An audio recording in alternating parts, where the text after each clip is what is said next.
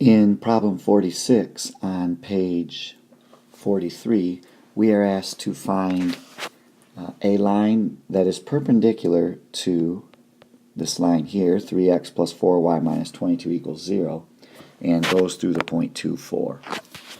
So the first thing we need to do is find the slope of the original line.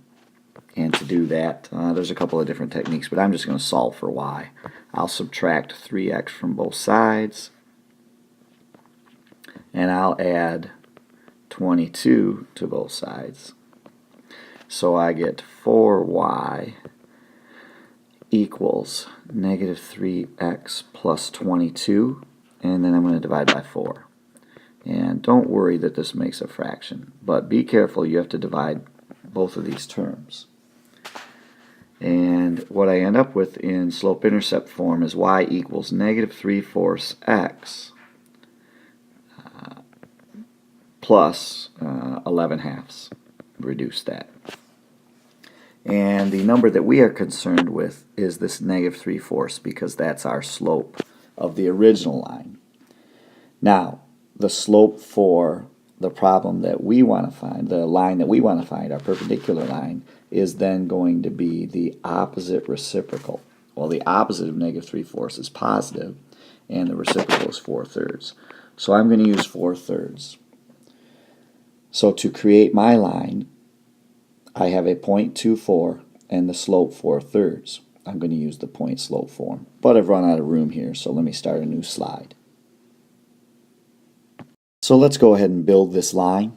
We have a point and we have a slope, so let's use the point slope form. I simply do y minus y1, which is 4, equals our slope, which is 4/3, times x minus 2, which is x1. And typically we'll put this in slope-intercept form, so I'm going to distribute the 4/3, and that gives me y minus 4 equals 4/3 x minus 8/3. Don't be shy, fractions are just numbers.